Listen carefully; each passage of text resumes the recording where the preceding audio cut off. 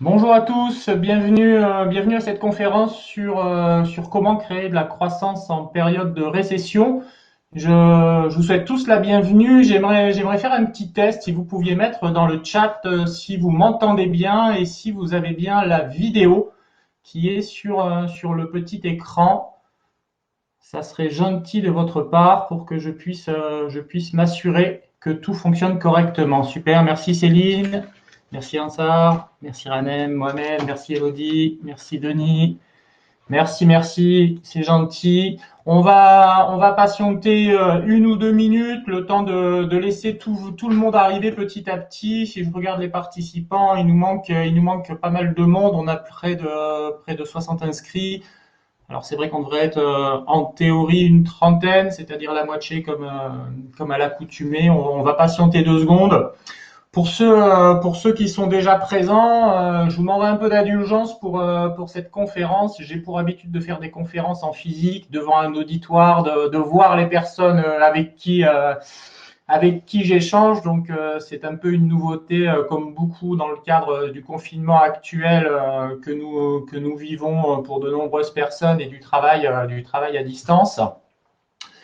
Si j'ai un petit conseil à vous donner durant cette conférence qui va être très dense, car il faut vraiment que je rentre cette salle à 12h30 au plus tard, car une autre conférence va s'enchaîner derrière, c'est d'utiliser votre smartphone pour enregistrer l'audio de cette conférence, puisque le PowerPoint n'est pas un PowerPoint à lire, mais un PowerPoint qui va me servir à m'appuyer pour vous délivrer mes idées, vous délivrer les leviers que je vais pouvoir vous communiquer durant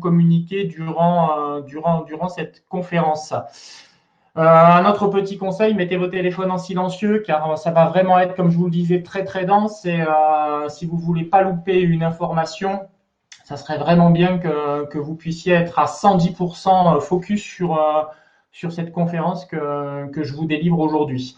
Donc pour la petite histoire, cette conférence a été avancée d'un mois. C'est pour ça qu'elle est reprogrammée également le 26 mai, de telle sorte à ce que je puisse vous donner un maximum d'éléments, puisque notre pays est officiellement rentré en récession le 6 avril. Nous verrons par la suite ce qu'est une récession un peu plus en détail. Et j'ai tenu à faire cette conférence pour venir en aide à de nombreuses personnes qui en ont besoin. On le voit très bien dans notre cabinet HL Performance aujourd'hui. Nous sommes submergés d'appels de personnes qui ont besoin d'une assistance, qui ont besoin d'une aide pour traverser ce temps de crise qui est inédit et donc qui déboussole, qui désoriente un bon nombre de personnes et notamment de jeunes entrepreneurs qui ne sont pas, on va dire, aguerris à ce type d'exercice. Allez, tout le monde est arrivé. Je lance la conférence. Donc, voilà, je vous redis merci à tout le monde. Merci d'être venu. Ça me fait très plaisir de vous avoir. Vous avez tout en haut de l'écran un bouton choisir son rendez-vous téléphonique. Vous allez voir que la conférence, je ne peux pas la personnaliser. On a peut-être 60 inscrits, 60 besoins différents, pas forcément tous liés à la croissance, d'autres liés à la situation de confinement. Donc, je vous invite vraiment à cliquer sur choisir son rendez-vous téléphonique. Vous tombez sur un agenda et dans cet agenda, vous pourrez prendre un rendez-vous personnalisé de 45 minutes où on fera un diagnostic ensemble de votre situation. Pour certains, j'ai déjà commencé à le faire avant la conférence, suite à leur demande. Et suite à ces 45 minutes, je vous remettrai un diagnostic et après, ce sera libre à vous de pouvoir faire ce que vous souhaitez de ce diagnostic. Allez, on démarre, c'est parti. Alors, pourquoi vous êtes ici? Pour la plupart, vous êtes là pour trouver des solutions de croissance dans un contexte de récession qui est en plus lié à un contexte de confinement depuis mi-mars. Donc, je vais vous apporter un maximum d'éléments pour pouvoir vous guider, vous orienter et vous amener également à réfléchir par vous-même sur comment agir dans cette situation. Donc, on va avoir un petit rappel sur ce qu'est la récession. Je vais vous expliquer quand même rapidement qui je suis de façon à légitimer un peu le discours que je vais pouvoir vous tenir aujourd'hui sur le sujet. Pourquoi créer de la croissance? Quelle est son importance? Les 4 erreurs des entreprises lorsqu'on est en période de récession. Les 3 modes de croissance qui sont à votre disposition. Les 6 piliers de croissance que vous allez pouvoir utiliser durant cette période plus ou moins longue. un exemple de croissance réussie en période de récession et je vous donnerai également la façon dont on peut nous vous accompagner dans le cabinet pour traverser cette période qui est une période très douloureuse pour certaines personnes et je vous laisserai la parole à la fin si vous avez quelques questions à me poser. C'est vrai que ça va être un peu juste au niveau timing, mais j'essaye dans la mesure du possible de vous laisser du temps. Alors, on va commencer par la première partie, qui est un petit rappel sur la récession. Donc voilà, je vous ai fait un petit schéma que vous voyez ici, qui en fin de compte retrace ce qu'on appelle un cycle conjoncturel. Un cycle conjoncturel, qui dit cycle, dit cyclique. Ça signifie quoi? Ça signifie qu'en fin de compte, une récession n'est pas quelque chose de nouveau, mais quelque chose de cyclique qui revient régulièrement dans un cycle économique. On a toujours une phase d'expansion après une récession. Donc, cette phase d'expansion où on a ce qu'on appelle de la croissance. Donc, on a une activité qui est en pleine expansion dans le pays. On se développe, on arrive à faire facilement des marchés, on atteint un pic. Et petit à petit, on commence à avoir une contraction économique. Donc, la contraction économique, on commence à voir qu'il y a des tensions sur le marché et on finit par arriver sur une récession. Une récession dure au minimum 6 mois. Pourquoi 6 mois? Parce qu'on déclare dans un pays qu'il y a une récession lorsque le PIB décroît 2 trimestres de suite. Un trimestre égale 3 mois, donc 6 mois. Donc depuis le 6 avril, voilà 6 mois que nous sommes en récession dans notre pays. Et en moyenne, une partie de ce cycle concernant la récession dure 11 mois, on va dire 1 an. Et le plus long cycle a duré quasiment 5 ans. C'est lors du fameux krach boursier, la dépression des années 1930, équivalent à la guerre qui était une autre dépression, où là, nous avons eu un cycle de 5 ans. Pourquoi on parle de dépression et pas de récession? Parce qu'une dépression, c'est lorsque la récession dure dans le temps. Voilà. Donc attention, durant cette phase de récession, bien sûr, c'est très douloureux. On a de nombreuses entreprises qui vont fermer. On va avoir des licenciements, des chutes importantes de chiffre d'affaires, des carnets de commandes qui vont ralentir, de l'endettement professionnel. Certains vont s'endetter personnellement. On va avoir des banqueroutes professionnelles, des banqueroutes personnelles, et on va aussi avoir des drames humains. Effectivement, il y a des gens qui vont tellement souffrir de cette récession qu'ils vont avoir du mal à s'en remettre. Donc l'important pour vous aujourd'hui, si vous êtes dans ce type de situation, c'est de trouver une solution rapide, une stratégie à mettre en place, un plan d'accompagnement, quelque chose qui va vous permettre de sortir de cette situation qui est complexe pour vous et vous faire accompagner, coaching, des experts, des mentors, peu importe. Le tout, c'est que vous trouviez une solution pour vous faire accompagner et surtout ne pas rester seul dans l'isolement en période de récession. Alors, quelques dates de récession quand même pour vous montrer que cette récession, ce n'est pas nouveau, c'est cyclique. Il y en a eu, il y en a et il y en aura encore. Donc, le krach de 1929 avec un PIB qui avait chuté de moins 15%, la Seconde Guerre mondiale, effectivement, avec la plus grosse récession que l'on ait vécue. En 1973, le choc pétrolier avec une petite récession de 1%, la crise monétaire européenne en 1993. En 2008, la crise des subprimes aux États-Unis qui a entraîné durant les 50 dernières années la plus grande des récessions. Et aujourd'hui, 2020, la crise liée et la récession au coronavirus avec, on nous prédit, un PIB qui sera en chute beaucoup plus importante que lors de la récession de 2008. Je tiens à vous préciser juste une chose, c'est qu'aujourd'hui, la crise que nous vivons, elle était prévisible. En 2019, tous les économistes annonçaient, coronavirus ou pas, une récession en fin 2020. Je voulais juste préciser là-dessus, puisque ça veut dire que le coronavirus n'a fait qu'accélérer la récession en la déclenchant sur ce début d'année, avec le début du coronavirus au mois de décembre dans les pays asiatiques. Donc ce n'est qu'une accélération du cycle de la récession, mais ce cycle conjoncturel était prévisible et était déjà prévenu par nos économistes depuis 1 an. C'est important pour ce que je vais vous expliquer par la suite. Alors, il faut que vous sachiez, pour terminer sur la récession, et on va en terminer là-dessus pour que l'on soit bien d'accord sur le principe de la récession. Je ne sais pas si vous voyez la diapositive. Chez moi, ça tourne. J'arrive pas à la charger. Est-ce que vous voyez la diapositive? C'est bon, vous la voyez, Cécile? Voilà. Les mécanismes de l'être humain. Une récession s'auto-alimente. Merci Cécile, merci Véronique, merci Alexandre. Donc les mécanismes de l'être humain sont les suivants. Lorsqu'une récession se déclenche, elle s'amplifie naturellement car l'être humain ainsi que les entreprises à travers leurs émotions qu'ils n'arrivent pas à gérer, se mettent en difficulté et deviennent pessimistes. Et en devenant pessimistes, les entreprises commencent à faire le dos rond, les consommateurs consomment moins, se mettent à épargner, se mettent à économiser sans déposer leur argent à la banque parce qu'ils ont peur, comme ça a été le cas lors des subprimes, de tout perdre. Et donc, ils prennent des mesures défensives. Et en prenant ces mesures défensives, qu'est-ce qu'ils font? Ils auto-alimentent la récession et en auto-alimentant la récession, on la fait durer de plus en plus longtemps. Donc moi, le but aujourd'hui, vraiment, de ce que je veux vous montrer à travers un exemple concret et ce que je veux vous expliquer et surtout vous accompagner, parce que c'est important, c'est que vous ne devez pas être dans ce mindset-là. Vous ne devez pas être dans ce mindset de dire je suis en difficulté, je vais devenir pessimiste. Au contraire, c'est quand on est dans la difficulté qu'il faut rebondir et qu'il faut agir, prendre des décisions. Donc ne restez pas pessimiste, passez à l'action. Je vais vous expliquer comment vous pouvez faire, c'est important. Allez, je vous explique un peu qui je suis pour que vous compreniez un peu. Donc je suis un ancien enseignant de l'éducation nationale. J'ai travaillé 9 ans dans l'éducation nationale et au bout de 9 ans, j'ai démissionné de l'éducation nationale pour créer une entreprise avec un associé qui était un centre de formation sur Paris qui s'appelait Exatis, que j'ai revendu au bout de 4 ans et qui est toujours en activité avec un ratio de bénéfice de 20% par rapport à son chiffre d'affaires. Donc ça a été un beau bébé. Donc ça a été mon premier fleuron entrepreneurial en sachant que je l'ai créé, comme vous l'avez vu tout à l'heure sur la frise, pendant la récession de 2008. Donc, j'ai créé une entreprise en pleine récession, donc je sais exactement ce que vous pouvez vivre aujourd'hui.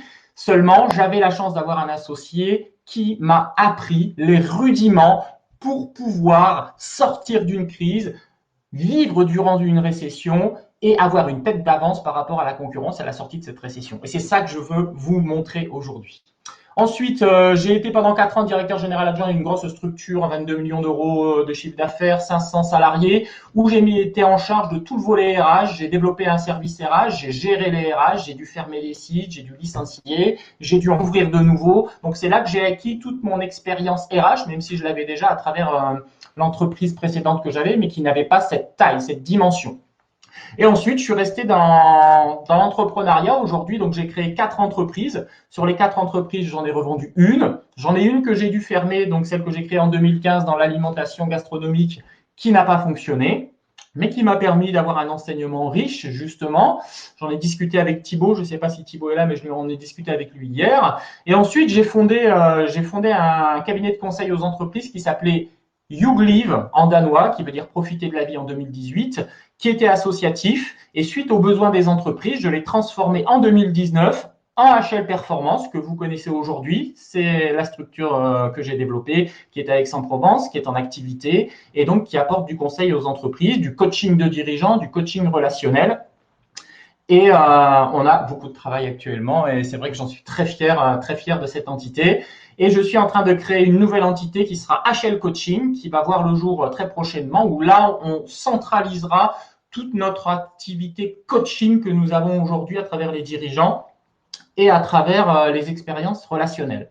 Pour terminer, j'ai 3 formations récentes, une formation de coach certifié professionnel en affaires et en expérience relationnelle. J'ai aussi une certification de technicien en programmation neurolinguistique. Et pour terminer, j'ai fait une certification à Québec sur la psychologie du leadership et de la performance. Donc, je suis un grand adepte de l'Amérique du Nord et de la Scandinavie, d'où le concept de HL Performance. Donc, voilà ma légitimité pour le discours que je vais vous tenir aujourd'hui. Allez, donc on passe à la suite. On va évoquer quelle est la raison pour laquelle vous devez faire de la croissance dans votre entité ou contribuer à cette croissance, car je sais que nous n'avons pas que des dirigeants aujourd'hui. Pourquoi créer de la croissance? Vous le voyez sur ce graphique qui est très très bien fait. En fin de compte, une entreprise n'a pas le choix. Une entreprise a un cycle de vie qui est constitué de plateaux. Et lorsque l'entreprise va atteindre ces plateaux que vous voyez ici, à chaque fois, il y a 2 possibilités. Soit l'entreprise va innover et va croître, soit l'entreprise va mourir.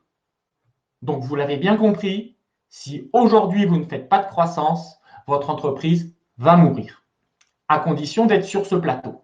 Sachant qu'on est en récession, votre entreprise va très vite être sur ce plateau. Si elle était au milieu de cette courbe, le plateau va arriver ici, comme ça, tout de suite, Et donc, vous allez avoir une courbe de croissance beaucoup plus faible. Donc, l'intérêt, c'est de rester le moins de temps possible sur ce plateau, car plus vous y restez, plus vous avez de chances de tomber. Donc, plus vite vous sortirez de ce plateau et vous repartirez en croissance, plus vite vous sortirez de ce cercle vicieux que j'évoquais tout à l'heure, qui est de faire le dos rond et donc de mourir. Donc l'enjeu aujourd'hui, c'est de ne pas faire mourir votre entreprise ou de contribuer à la réussite de l'entreprise dans laquelle vous vous trouvez en vous engageant pleinement. Alors, les quatre erreurs que font les entreprises en période de récession.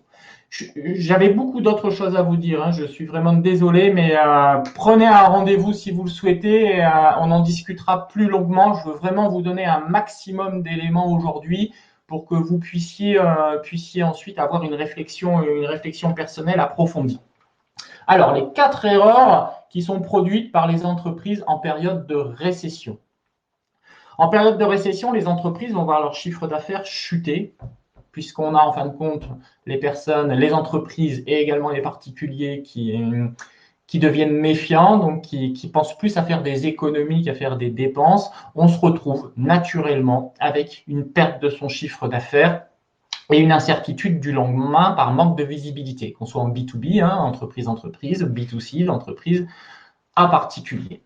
Donc la première des erreurs, c'est de se mettre sur la défensive. On verrouille son budget communication, on licencie ses équipes et on est attentiste, c'est-à-dire qu'on attend que la récession passe pour pouvoir relancer ensuite son activité de plus belle. C'est la première erreur qui est commise. Pourquoi? Parce que cette erreur, en fin de compte, va vous entraîner de la perte de visibilité, la perte de vos actifs, de vos outils de production, c'est-à-dire l'être humain, et j'y tiens beaucoup, la perte de part de marché, donc la perte de confiance des collaborateurs, la perte d'engagement, et vous savez où ça amène à ce qu'on a vu tout à l'heure, la fermeture de votre entreprise.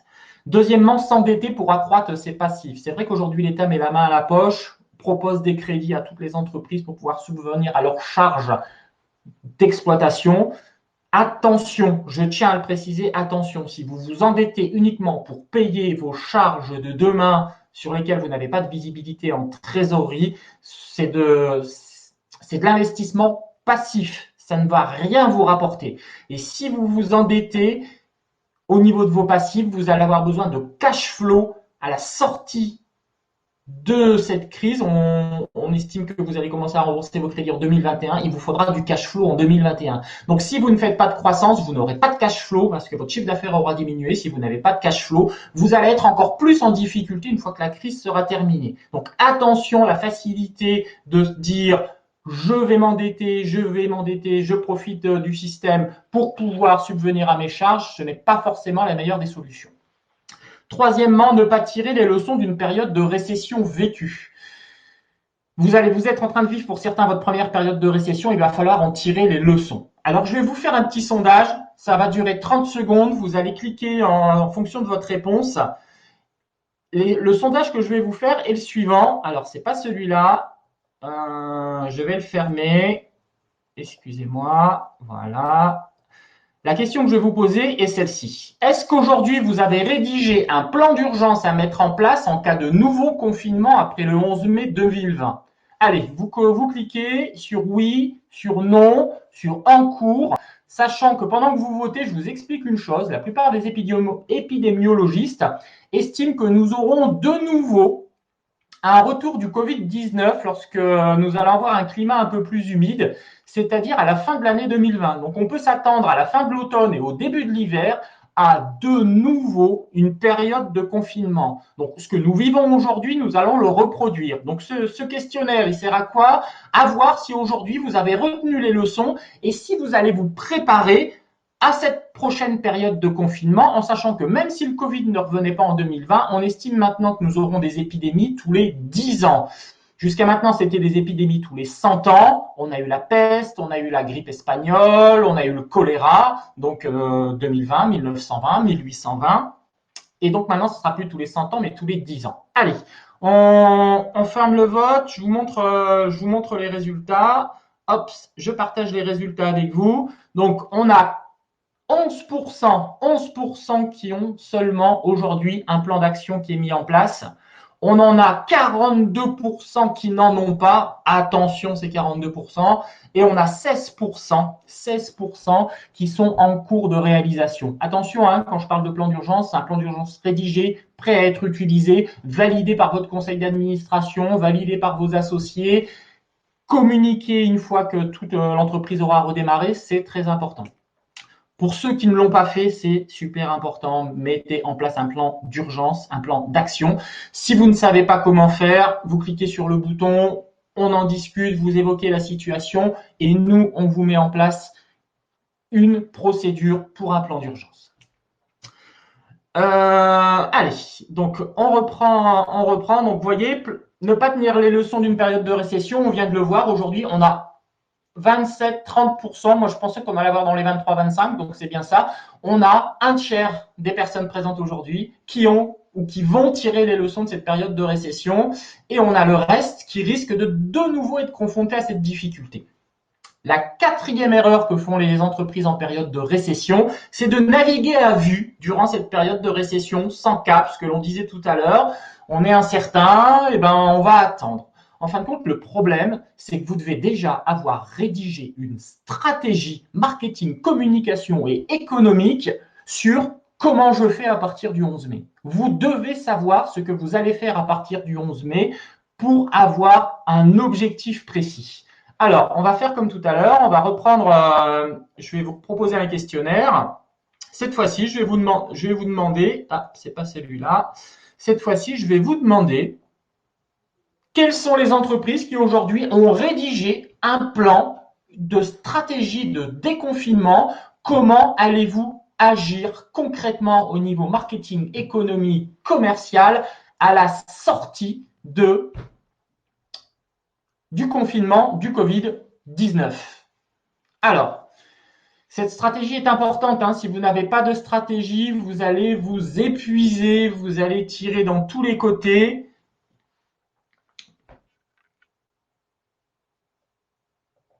Fabrice, j'ai bien vu ta question, Fabrice Armand, hein, sans pas de solution à part la croissance. Si, il y a d'autres solutions, mais aujourd'hui, je parle de la croissance. Donc, si tu veux qu'on discute de ça, tu cliques sur le bouton choisir un rendez-vous et on en discute ensemble, ok? Donc, allez, encore 10 secondes. Tac, tac, tac, tac, tac. Allez, la fin des votes, on regarde les résultats, on partage les résultats. Donc, les résultats, voilà, on a effectivement une majorité de personnes qui ont déjà défini une stratégie. Bien, bravo. Je suis vraiment très content pour vous parce que c'est important d'avoir une stratégie. Vous savez où vous allez, vous avez un cap. Après, il faut que la stratégie soit bien cohérente. On a par contre 11% de personnes qui, effectivement, n'ont pas aujourd'hui de stratégie. Attention, sans stratégie, votre entreprise, je suis volontairement dur parce que mon but, c'est que vous y arriviez. Sans stratégie, votre entreprise n'a pas de cap, ne pourra pas être pérenne dans le temps. Vous devez avoir une stratégie de déconfinement. C'est une période inédite. Vous devez savoir où vous allez pour ne pas vous épuiser. Allez, je ferme ce sondage et donc je reprends la présentation. Hop, donc, que ferez-vous sur cette année 2020? Donc, c'est ce que l'on vient de voir. Si votre entreprise est en danger, surtout ne restez pas dans cette situation. Faites-vous aider, que ce soit par nous, par quelqu'un d'autre. Faites-vous accompagner, faites-vous trouver des solutions. C'est important. Si votre entreprise n'a pas de stratégie, on utilise nous la technique du future back, c'est-à-dire on se fixe l'objectif final et ensuite on met en place une stratégie qui remonte de l'objectif final jusqu'à aujourd'hui pour que vous puissiez y arriver. Donc c'est vraiment important. Voilà, c'est ces deux points qui sont pour moi cruciaux avant de vous présenter les solutions que vous pouvez avoir en termes de croissance. Cependant, si vous n'avez pas ces deux fondamentaux qui sont en place, tout ce que je vais vous donner derrière ne pourra pas être mis en place dans votre structure. Donc, si vous êtes en danger, vous devez mettre en place un plan d'urgence. Pour mettre en place un plan d'urgence, si vous ne savez pas comment faire, faites-vous accompagner. C'est important par nous, par quelqu'un d'autre, peu importe. Si vous n'avez pas de stratégie, pareil, il faut rédiger absolument et rapidement une stratégie pour que vous puissiez avoir un avenir pérenne. Et si vous ne savez pas comment faire, pareil, il y a un petit bouton là-haut, vous n'hésitez pas. Allez, on passe maintenant sur les éléments que vous attendiez, c'est-à-dire la croissance, comment faire. Alors, 3 types de croissance, ça n'a pas changé, ça a toujours été comme ça le sera toujours, c'est les modèles que l'on a l'habitude d'utiliser, la modèle des 3B. Donc, buy pour croissance organique, je le fais moi-même, c'est ce qu'on appelle la croissance interne. Borrow, alliance, partenariat, je m'allie avec des partenaires extérieurs qui ont des compétences supérieures aux miennes ou complémentaires plutôt, c'est-à-dire j'ai besoin d'aide, je vais chercher à l'extérieur l'aide dont j'ai besoin. Et buy, c'est-à-dire croissance externe, je fais de l'acquisition. Alors on verra qu'en fonction des cycles conjoncturels, que ce soit l'expansion, que ce soit la contraction, que ce soit la récession, les modèles y trouvent leur place. En récession, on va être sur de la croissance externe souvent, qui nécessite bien sûr du cash flow. Lorsqu'on va être sur une période de contraction, on va être sur du borrow, on va chercher des ressources à l'extérieur parce qu'on n'a pas les moyens de les investir et on sait qu'une récession se prépare. Et lorsqu'on est en période d'expansion, on va avoir tendance effectivement à utiliser sa croissance interne.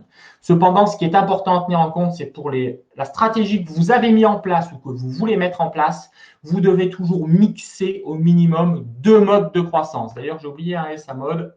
Voilà. 2 modes de croissance.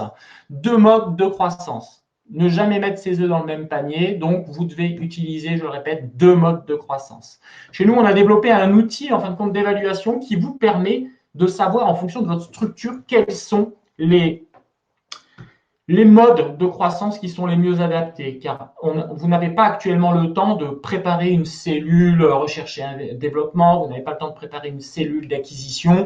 Donc nous, on vous propose un questionnaire qui va vous permettre, à travers quelques questions assez rapides, de déterminer sur quels axes vous devez partir au niveau stratégie pour créer de la croissance durant cette récession. Alors, je vais vous montrer les 6 piliers. Il nous reste un petit quart d'heure, donc je vais vous détailler les 6 piliers que je vous donne aujourd'hui, qui sont les 6 piliers qui vont vous permettre de pouvoir créer de la croissance. Et vous allez voir de la croissance avec du bon sens, mais que l'on n'a pas forcément lorsqu'on n'a pas un regard aguerri ou lorsqu'on n'a pas ce recul nécessaire, car vous êtes dans une situation actuellement où vous êtes inquiet, vous pensez problème. Vous devez avoir un mindset qui va beaucoup plus loin. Votre mindset ne doit pas raisonner problème par rapport à la situation actuelle, il doit raisonner solution. Je sais que c'est compliqué lorsqu'on n'est pas habitué, mais pourtant ces périodes de récession sont les meilleures périodes pour innover, pour se développer et pour surtout performer, pour être encore meilleur, se surpasser. Donc, ayez un mindset positif. Si vous ne l'avez pas, travaillez-le, car vous allez en avoir besoin pour les 6 piliers que je vais vous expliquer maintenant. Alors, le pilier numéro 1, c'est anticiper la récession. Alors oui, vous allez me dire, on ne peut pas l'anticiper, maintenant on est en plein dedans, on ne l'a pas vu venir. Oui, vous ne l'avez pas vu venir, mais comme je l'ai vu tout à l'heure dans le sondage et je vous l'ai dit, vous devez anticiper la récession pour la prochaine qui va arriver, enfin du moins la prochaine crise. La récession, on est en plein dedans et on y est pour un bout de temps. Anticiper la récession, ça veut dire quoi? Anticiper la récession, ça veut dire vous devez en fin de compte organiser votre plan d'action de telle sorte à ce que lorsque la prochaine récession va se produire, vous pouvez en un claquement de doigts mettre en place votre plan d'action pour éviter de perdre du temps et d'avoir cette inertie qui va vous entraîner vers les bas-fonds et vers justement les grosses difficultés pour votre entreprise. Donc, c'est important de pouvoir mettre en place ce plan d'action. L'anticipation de la récession, je vous l'avais dit, était possible puisqu'en fin de compte, depuis 2019, on l'annonce. Seulement, vous avez une difficulté car j'ai certains grands comptes qui sont là aujourd'hui. D'ailleurs, je leur fais un petit coucou parce que je suis vraiment très fier qu'ils soient là et je m'y attendais absolument pas. Les grandes entreprises n'ont pas de difficulté pour anticiper la récession puisqu'ils travaillent avec des économistes, ils travaillent avec des cabinets de conseil en affaires qui les préviennent que la récession arrive et ils anticipent cette récession avec différents leviers que nous n'aurons pas le temps de voir aujourd'hui. Par contre, les TPE, les PME, aujourd'hui, pensent à leur business et ne pensent pas à l'environnement de l'entreprise. Et pourtant, l'environnement de l'entreprise reste primordial pour le développement de vos affaires. Et on occulte aujourd'hui, la plupart du temps, l'environnement de l'entreprise qui évolue en plus de façon exponentielle par rapport à il y a encore 50 ans. J'ai beaucoup de personnes qui se sont inscrites à ce webinaire et qui sont en création d'entreprise. Ils ont créé une entreprise en pleine récession. C'est-à-dire qu'ils ils n'ont pas vu, ils ne se sont pas renseignés sur l'économie de notre pays, l'économie du monde, avant de se dire je vais lancer mon business. Alors oui, si aujourd'hui le business lancé c'est de créer des masques, eh ben ils ont tout gagné parce qu'ils se sont lancés en bon moment. Si par contre, je prends un autre exemple, le business c'était d'ouvrir un restaurant, eh ben on a tout faux. Voilà. Donc anticiper la récession, c'est penser à son environnement extérieur, regarder ce qui se passe autour, l'économie du pays. Quand on n'est pas formé, on se fait entourer par des personnes qui savent le faire, car vous voyez aujourd'hui l'importance de l'anticipation sur la récession. Le pilier numéro 2, c'est maîtriser vos endettements. Alors, maîtriser vos endettements, je vais le développer un peu plus par rapport à tout à l'heure, car je vous ai expliqué tout à l'heure de ne pas accroître vos endettements pour du passif. Effectivement, comme je vous l'ai dit, si vous allez chercher de l'argent à la banque aujourd'hui, surtout qu'on vous l'offre facilement, enfin facilement entre guillemets, hein, si vous êtes une entreprise de moins d'un an, si vous avez un mauvais chiffre d'affaires, une mauvaise note et un mauvais indice bancaire, ça va être compliqué, je vous l'accorde. Maîtriser votre endettement, c'est dans un premier temps, si vous avez besoin de cash flow dans votre entreprise. Pour les petites entreprises, allez voir votre famille, allez voir vos amis, chercher des solutions, mais n'allez pas chercher cet argent à la banque. Car vous allez avoir toutes les difficultés du monde ensuite à augmenter votre chiffre d'affaires pour pouvoir dégager du cash flow dans votre entreprise. Et ça, c'est important. Par contre, la récession a un gros avantage. Le gros avantage qu'a la récession, c'est que le malheur des uns va faire le bonheur des autres. Beaucoup d'entreprises, c'est triste, mais certains n'y arriveront pas, vont fermer, vont faire une banqueroute, vont mettre la clé sous la porte. Certains sont déjà avec le couteau sous la gorge. Et c'est là que vous devez emprunter. Car là, les banques vont vous aider à emprunter et à emprunter pour faire de l'actif. Je m'explique. La période est propice pour faire du buy, B-U-Y, pour acheter, pour faire des acquisitions. Vous devez aujourd'hui regarder dans votre périmètre les entreprises qui sont comme les vôtres, qui peuvent vous amener de la clientèle facilement, qui peuvent accroître vos compétences en les achetant. Certaines entreprises ont un modèle économique qui fonctionne, mais seulement n'ont pas le cash flow pour faire fonctionner leur entreprise. C'est là que vous devez emprunter, c'est là que vous allez vous endetter, mais vous vous endettez pour créer de l'actif, c'est-à-dire quelque chose qui va vous rapporter de l'argent. Donc, le deuxième pilier de la croissance, c'est une croissance externe. Regardez autour de vous les entreprises qui sont en souffrance. Vous pouvez de surcroît les racheter pour une somme modique. Alors, mon discours est dur, hein, je l'entends, hein, mais il est réaliste par rapport à la croissance en période de récession. Achetez des entreprises qui sont en difficulté. Et même si vous n'avez pas forcément les moyens de le faire, orientez-vous vers vos banques. Et là, vous allez voir que vos banques vont vous dérouler le tapis rouge, surtout si l'étude du dossier de l'entreprise que vous rachetez a un modèle économique qui tient la route en dehors du fait de manquer de cash flow en cette période de récession. Donc voilà, maîtrisez vos endettements. On réduit ces endettements ou on maintient ce que l'on a par rapport aux frais de la structure et on augmente ces endettements liés à des actifs, que ce soit dans l'investissement, dans la recherche pour l'entreprise, que ce soit même dans le recrutement, on en parlera après, ou que ce soit dans l'achat d'entreprises en difficulté. Pilier numéro 3. Alors le pilier numéro 3, je vous l'ai évoqué tout à l'heure, c'est la prise de décision. La performance d'une entreprise ne dépend pas de la décision qui est prise, elle dépend. Alors Céline, je réponds juste rapidement à ce que tu écris. Il semble néanmoins que l'emprunt garanti BPI soit une évidence. Je peux t'assurer, pour avoir eu de nombreuses personnes au téléphone, que ce n'est absolument pas une évidence, puisqu'il y a beaucoup de critères qu'on ne vous dit pas. Et lorsque vous voulez déposer un dossier, la BPI vous dit allez voir votre banque, il n'y a pas de souci, il y a la garantie de l'État également, mais ça ne fonctionne pas comme ça. Enfin, ça fonctionne comme ça en théorie, mais en pratique, c'est beaucoup plus compliqué puisqu'on va étudier le bilan 2019, on va voir si la structure est rentable, on va voir surtout le volume de personnel que l'on a au niveau des charges liées au personnel. Donc, c'est beaucoup plus complexe, c'est pas juste ce que l'on entend dans la presse ou ce que l'on lit un peu partout, cliquez sur la BPI. Alors, c'est une aubaine, Céline, sur le fait qu'on vous prête facilement de l'argent. Mais cet argent qu'on vous prête avec un délai de 18 mois pour la rembourser, il va falloir la rembourser un jour. Et si durant cette période de récession, tu ne développes pas ton affaire, qu'est-ce qui va se passer? Tu n'auras pas de cash flow à la sortie de la récession. Et quand il faudra commencer à rembourser le crédit, tu n'auras pas de cash flow pour subvenir aux charges de ton entreprise et tu en auras encore moins pour rembourser l'emprunt. Et il y a beaucoup d'entreprises qui mettent la clé sous la porte après une récession parce qu'ils ont fait le dos rond pendant toute la récession et à la sortie de la récession, ils commencent à rembourser les emprunts qui l'ont aidé à survivre durant la récession et en fin de compte, ça n'a fait que rallonger, que retarder plutôt le temps de fermeture de l'entreprise. Donc attention vraiment, prends un rendez-vous Céline, si tu veux, on en discute au téléphone pendant 3/4 d'heure. Je t'expliquerai un peu plus les rouages en détail, mais tu verras, c'est beaucoup plus complexe que ça. Donc sur le cycle de décision, vous devez prendre des décisions. Et il faut que ce soit les bonnes personnes. En France, on a un cycle, on a une pyramide, voilà, et les décisions sont prises au sommet de cette pyramide. Hein. Le principe, il est simple, c'est voilà, on a cette pyramide, et puis les décisions sont prises ici, et elles redescendent. Et vous savez ce qu'il en est entre le moment où les problématiques de la base apparaissent et le moment où les informations redescendent, les décisions sont très longues. Et en période de récession, on ne peut pas se permettre, en période de crise, d'avoir un délai qui est très très long. Vous devez, durant cette période, pour créer de la croissance, donner le pouvoir de décision aux personnes du terrain. Pourquoi? Parce que les personnes du terrain, premièrement, elles connaissent le terrain. Deuxièmement, elles vont être réactives.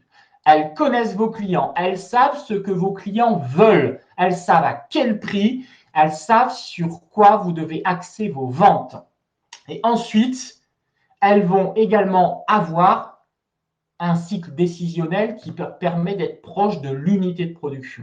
Donc, on est sur des gens de terrain. Lorsque vous êtes en période de récession, en période de crise, donnez le pouvoir de décision aux personnes sur le terrain et on passe d'un modèle hiérarchique pyramidal qui devient obsolète de toute façon actuellement, qui est un modèle qui a plus de 100 ans, sur un modèle plus transversal où on se retrouve avec voilà, ici, on a le top management et ici, on va avoir les middle management qui vont chacun pouvoir prendre des décisions en autonomie, bien entendu avec certains garde-fous, mais pour avoir une meilleure réactivité et surtout une écoute du terrain.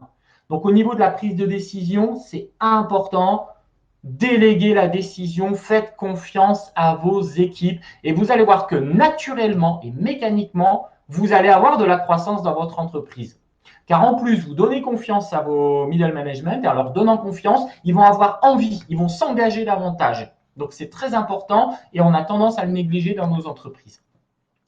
Ensuite, pilier numéro 4. Pilier numéro 4, c'est vos actifs internes. Alors, les actifs internes, on ne parle plus d'argent cette fois-ci. Et là, c'est mon bébé, c'est mon fer de lance, c'est quelque chose à laquelle je tiens également, c'est votre personnel. Je vais y passer 2-3 minutes, même s'il nous reste peu de temps, mais c'est important. Vos actifs internes, c'est votre personnel. S'il vous plaît, épargnez votre personnel. Ne trouvez pas le prétexte de la récession ou de la crise pour licencier votre personnel pour ceux qui en ont. Sans personnel, il n'y a pas de production. Sans production, il n'y a pas de chiffre d'affaires. Sans chiffre d'affaires, il n'y a pas d'entreprise. Ne pas licencier son personnel, ça affaiblit votre outil de production, ça vous fait perdre les travailleurs du savoir. C'est une politique à court terme, car aujourd'hui, vous licenciez, vous allez devoir recruter dans un an les gens que vous aurez licenciés, et vous n'aurez peut-être pas la meilleure chose, vous n'aurez peut-être pas les meilleures personnes lorsque vous allez de nouveau licencier. Vous allez avoir une perte de confiance des collaborateurs qui sont aujourd'hui en place dans l'entreprise, et vous allez avoir une perte d'engagement. Donc, en fin de compte, licencier, c'est une politique, c'est une stratégie à court terme. À court terme, je fais des économies, mais à long terme, c'est dévastateur pour l'entreprise. Les solutions, vous gelez vos dividendes si vous en avez. Vous déclenchez le chômage partiel. Il faut savoir que pour 5 chômages partiels dans une entreprise, c'est un emploi de sauvé. Vous gelez les salaires, voire même accepter de les baisser avec les représentants du personnel, avec les IRP. Et surtout, vous mettez vos collaborateurs en mode projet. On les met en mode projet, c'est-à-dire on les définit pas sur un poste précis, mais ils sont capables de pouvoir effectuer différentes missions dans l'entreprise sans être cloisonnés à un service. J'en parlerai des heures, mais j'ai pas le temps, je suis vraiment désolé. Mais si vous êtes intéressé par le sujet, prenez rendez-vous avec moi, on en discutera plus longuement. Je serais vraiment ravi d'en discuter car c'est vraiment notre cœur de métier, ce 4e pilier. sur le personnel dans l'entreprise. Cinquième volet, pour créer de la croissance dans votre entreprise, c'est digitaliser. C'est un levier formidable. Aujourd'hui, vous allez avoir du temps car vous avez un chiffre d'affaires qui va sans doute chuter un peu avant de reprendre avec la croissance, avec surtout la stratégie que vous allez mettre en place. Il va quand même y avoir un battement de 3-4 mois. La digitalisation, ça va vous permettre d'avoir plus de valeur dans votre entreprise. La digitalisation vous permet, en fin de compte, d'automatiser des tâches qui n'ont aucune valeur ajoutée. Aujourd'hui, je prends le cas des services RH, vous avez 70% des tâches des services RH qui ne représentent que 10% de la valeur ajoutée de votre entreprise. Et ça, c'est bien dommage parce que votre service RH, c'est votre poumon.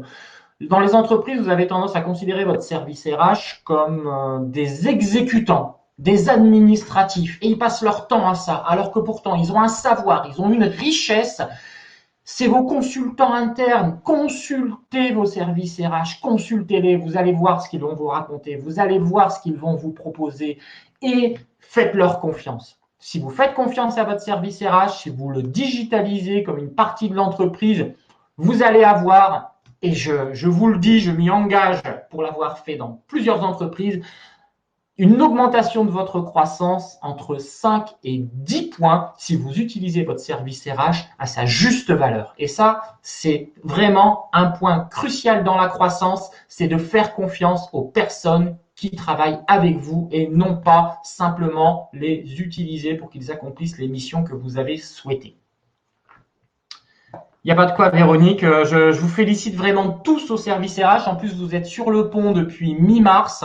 Et je trouve que vous faites un boulot formidable. Il y a un sondage qui vient de paraître. Vous êtes 80% à être épuisés. Certains se disent vraiment à bout parce que c'est vous qui êtes au front actuellement. Vous gérez l'administratif, vous gérez le personnel. Et c'est vraiment crucial.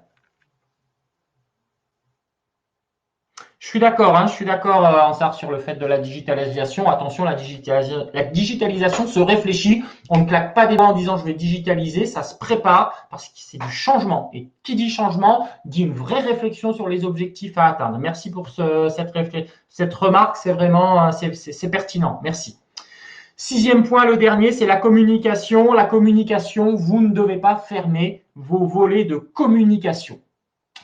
C'est l'erreur monumentale. En plus, je vous explique une chose. La communication, tous vos concurrents vont communiquer moins, on est en récession. C'est le moment pour vous de maintenir votre communication. Je ne parle pas de l'augmenter, je parle de la maintenir. Aujourd'hui, tous les supports de communication vont être à des prix super attractifs dans les semaines et les mois qui viennent parce qu'ils vont avoir de moins en moins de clients parce que tout le monde ferme le volet communication. Vous allez maintenir votre communication, vous allez voir même l'accentuer si vous avez le budget, car vous allez pouvoir de toute façon l'accentuer, les supports sont moins chers. Donc avec le même budget, vous allez pouvoir faire plus de communication et en faisant plus de communication, vous allez être plus visible, vous allez gagner des parts de marché pendant la récession à l'endroit où vos concurrents ne se trouvent plus parce qu'ils ne communiquent plus et vous allez sortir de la récession avec des nouvelles parts de marché, avec une visibilité qui sera supérieure à avant la récession et vous allez avoir une entreprise qui va naturellement croître tout simplement en ayant maintenu, voire légèrement augmenté votre communication sans forcément plus d'argent. Voilà les 6 piliers que je voulais vous expliquer, mais vraiment très succinctement, parce que je pourrais rester 1 heure sur chacun des piliers pour vous en parler davantage. Prenez rendez-vous si vous voulez qu'on en parle plus. Et je voulais terminer sur ça, sur cet exemple de croissance réussie pendant une période de récession, parce que vous pourriez me dire, oui, c'est bien beau, mais franchement, ça, c'est de la théorie du cabinet de conseil. Non, c'est pas de la théorie. Et Ikea, c'est quand même une marque que vous connaissez, une marque qui a pas 50, pas 100 ans, mais on va dire 80 ans, qui s'est développée dans le monde entier. Et Ikea a développé, en fin de compte, son réseau de façon importante et a augmenté son chiffre d'affaires pendant la crise des subprimes. Alors, je vous explique rapidement. Pendant les années 80, en fin de compte, Ikea a subi une crise. Et durant la crise, ils ont mis en place un plan d'urgence, un plan d'action. C'est ce que je vous évoquais tout à l'heure. Et lorsqu'ils ont mis en place ce plan d'action, ils l'ont fait voter par le conseil d'administration et ils ont dit si une crise revient, on mettra en place ce plan d'action. Les subprimes sont arrivés, 2008, crise, 2000, pardon, excusez-moi. Je ne parle pas de la crise, je parle pas de la crise des subprimes, je parle de l'explosion de la bulle Internet en 2000. En 2000, la bulle Internet a explosé, ça a été dévastateur pour de nombreuses entreprises et IKEA a décidé de mettre en place son plan d'action. Son plan d'action, c'était quoi? C'était de se dire, j'étudie 3 scénarios. J'étudie le scénario si mon chiffre d'affaires diminue de 5%, si mon chiffre d'affaires diminue de 10%, si mon chiffre d'affaires diminue de plus de 10%. Et à partir de là, j'élabore différentes solutions que je fais valider par mon conseil d'administration pour réussir à endiguer cette récession et continuer à croître. Qu'est-ce qu'ils ont fait? Quand la récession est arrivée en 2000, ils ont augmenté leurs investissements. Augmenté leurs investissements de façon à se développer. Ils ont acheté des entrepôts, ils ont ouvert des magasins, ils ont investi dans ce que je vous le disais tout à l'heure, dans les actifs. Ça, c'est la première chose. La deuxièmement, ils ont baissé leurs prix. Car en période de récession, vous devez appuyer vos ventes sur vos produits d'entrée de gamme, voire diminuer vos tarifs de façon à maintenir un volume de vente, voire accroître un volume de vente. Vous devez tenir compte de ça. Ne pensez pas qu'à maintenir vos prix, pensez à les baisser un peu. En baissant un peu vos prix, vous mettez vos produits au prix du marché par rapport à une récession et vous pouvez du coup augmenter le volume. Et en augmentant le volume, vous maintenez un chiffre d'affaires, voire vous le développez. Troisièmement, donc ils ont ouvert des nouveaux magasins en période de récession. Quatrièmement, ils ont baissé les bénéfices de l'entreprise à court terme, c'est-à-dire ils ont dit on prend plus de dividendes à court terme jusqu'à temps que la récession n'est pas finie. Et ensuite, ils ont fait une communication importante. Ils ont martelé de communication dans les médias et ils ont augmenté leur masse salariale pendant cette récession de l'explosion de la bulle Internet. Le résultat, les ventes ont triplé. Ils ont triplé leurs ventes pendant cette période de récession. Donc en 99-2009, parce qu'une récession a sa répercussion après. Donc en 10 ans, ils ont triplé leurs ventes.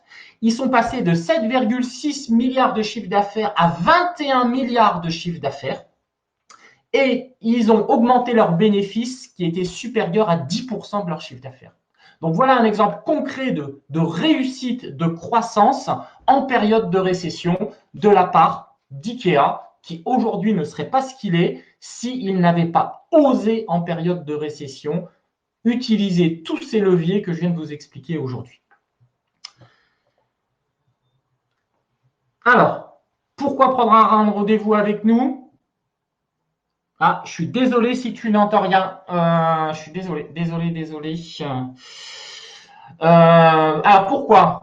Obtenir une analyse de votre plan de sauvegarde si votre entreprise est en urgence, obtenir des conseils stratégiques pour sortir gagnant de la période de récession comme l'a fait IKEA, obtenir un regard extérieur et objectif sur votre situation actuelle parce que il est compliqué lorsqu'on a le nez dans le guidon d'avoir ce regard objectif, échanger sur vos inquiétudes pour obtenir des réponses, valider votre business model. J'ai eu des business models qui, en fin de compte, ont été mis en place et ne tiennent pas par rapport à la récession, donc on est en train de les corriger avec les clients. Faire du coaching pour accroître votre leadership. Si aujourd'hui votre mindset n'est pas positif, comme je le disais au début, si vous ne raisonnez pas solution, renforcez votre mindset. Un peu de coaching ne fait pas de mal. Obtenir une étude sur mesure pour développer votre entreprise, pour développer cette croissance. Obtenir un guide sur les 7 défis de la décennie avec des conseils qui vous seront personnalisés en fonction des défis qui correspondent à votre entreprise, que vous pouvez télécharger sur le site internet. Et je vous mets le lien également dans le chat si vous voulez télécharger les 7 défis. Voilà, vous l'avez dans le chat.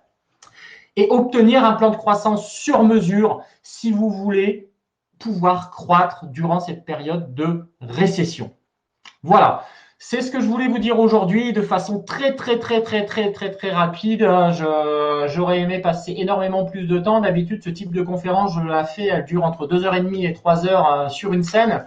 Aujourd'hui, je vous l'ai fait en mode marathon de 45 minutes pour tenir surtout le fait de pouvoir rendre la salle.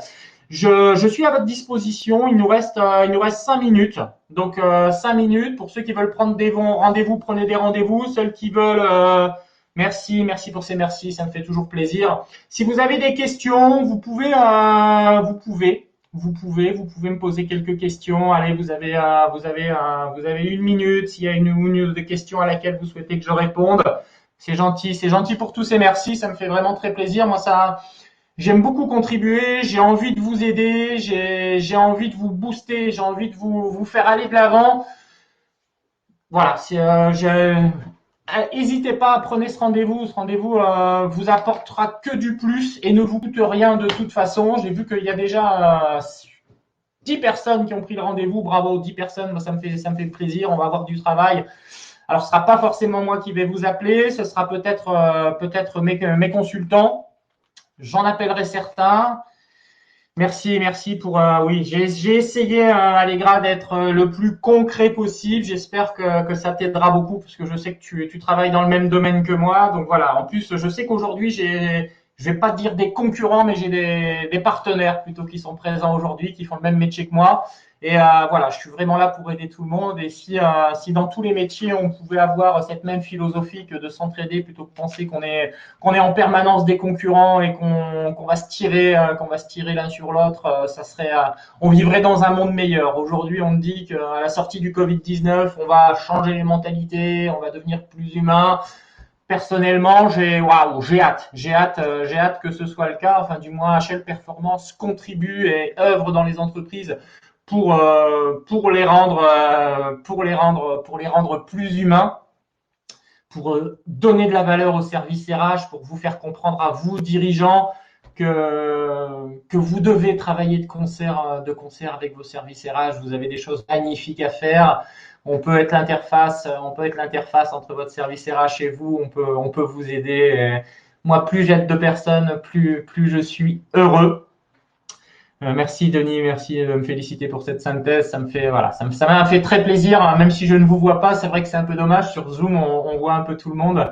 C'est vrai que sur ce modèle de conférence, j'ai pas eu l'occasion de voir vos frimousse. Peut-être que je les verrai en conférence physique pour ceux qui sont dans le sud de la France. Et puis je promets de venir faire des conférences sur Paris prochainement également, parce que je sais que j'ai de nombreuses personnes qui sont sur Paris ou sur le côté aquitain.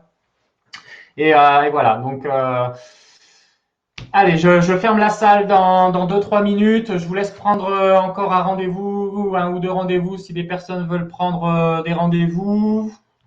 Si vous voulez nous contacter, je vous mets l'adresse mail également de notre service de contact. Alors, peut-on avoir Benoît? Benoît, si tu veux le PowerPoint, tu prends un rendez-vous. Comme ça, on discute 2 secondes de ce qui t'a intéressé dans le PowerPoint et ensuite, il est promis, je te le donne, il n'y a aucun problème. Moi, ça me dérange pas. Je veux juste ne pas balancer le PowerPoint comme ça parce que un PowerPoint, ça s'explique. Comme tu vois, aujourd'hui, mon PowerPoint n'est pas qu'à lire, il est également à expliquer parce que des gens qui pourraient l'avoir dans leurs mains sans forcément savoir quoi en faire. Voilà. Donc, prends un rendez-vous, tu cliques. Ceux qui veulent le PowerPoint, vous cliquez, vous prenez un rendez-vous, même si ce n'est que 5 minutes. On discute 5 minutes au téléphone et puis vous me dites, moi, voilà, j'ai pris le rendez-vous parce que je voulais le PowerPoint, Christophe. Et puis voilà, je vous envoie le PowerPoint. On aura discuté 5 minutes. Ça m'aura permis aussi de faire la connaissance de ceux que je n'ai pas encore eu au téléphone, puisque c'est vrai qu'il y a de nombreux d'entre vous ont souhaité que je les appelle avant même cette conférence. Donc voilà. Je pense non pas avoir tout dit, puisque j'en avais préparé beaucoup plus, mais voilà. C'est gentil, Denis, mais je suis pas là que pour vendre. Alors, c'est sûr que j'ai besoin de gagner ma vie. Je fais du business. Je suis un chef d'entreprise. Vous avez compris que si j'ai créé 4 entreprises, c'est que oui, je suis un bon vendeur, je pense. Et merci encore du compliment. Mais avant d'être un vendeur, je suis un contributeur. Aujourd'hui, je viens de contribuer. 90% des conférences qu'HL Performance effectue sont des conférences gratuites. Et nos entretiens téléphoniques de diagnostic sont tous gratuits, Denis. Donc voilà, on contribue avant de vendre. Notre but, c'est de donner. Et quand les gens sont convaincus de ce que l'on a donné, ensuite, oui, ces personnes-là travaillent avec nous et sans même qu'on leur vende quoi que ce soit parce qu'ils ont envie de continuer avec nous, Denis. Voilà. Donc c'est la philosophie d'HL Performance. On donne beaucoup et quand les gens ont compris la valeur qu'HL Performance apporte aux entreprises, ensuite, ils travaillent de concert avec nous et ça devient naturel. Et moi, c'est ça que j'attends dans le business. C'est vraiment un travail de concert, un travail où on n'est pas là pour faire du fric, on n'est pas là pour considérer le client comme une vache maigre. On est là pour considérer le client tel qu'il est, tels que sont ses besoins, et on n'est pas là pour faire du forcing, pour leur vendre des choses dont ils n'ont pas besoin. Moi, je suis là pour rendre service à la société et contribuer à un monde meilleur, et d'autant plus sur les services RH. Et puis si je peux aider tous les jeunes entrepreneurs à réussir, parce que j'ai été jeune entrepreneur et j'ai eu un mentor qui m'a aidé, qui m'a permis aujourd'hui d'être un bon chef d'entreprise tel que ma conception est d'être un bon chef d'entreprise. Si aujourd'hui je peux être le mentor de jeunes entrepreneurs qui ont du mal, qui ne savent pas comment faire, qui ne connaissent pas tous les rouages, allez, prenez un rendez-vous et on en discute. Et moi, je deviens votre mentor, je vous aide et vous allez voir que votre entreprise, peut-être que dans 20 ans, vous serez à ma place et vous direz, j'ai monté 4 entreprises et aujourd'hui, c'est moi qui vous aide. Car le principe, c'est si je vous aide aujourd'hui, je veux que dans 10 ans, vous aidiez quelqu'un d'autre. Voilà. Je vous fais tous plein de bisous. Je vous remercie pour votre présence. Je vous remercie pour également tous les merci que vous m'avez attribués. Je suis content de vous avoir aidé et je vous dis à bientôt pour ceux qui ont pris rendez-vous. Pour les autres, il y a une nouvelle conférence le 26 mai. N'hésitez pas à aller voir sur lecampus.online. Je remercie le campus également .online avec Pascal Faucon pour m'avoir fait confiance de participer à cette conférence. Voilà, je vous laisse tous et puis je vous dis à bientôt. Et puis Denis, sans problème. Dès que je suis à Paris ou à Lyon, j'y serai bientôt. À Lyon, dès le déconfinement, je devrais y être fin mai normalement. Donc voilà, laisse-moi tes coordonnées. Si tu as pris un rendez-vous, on en discute au téléphone et puis on se rencontre, Denis. Voilà.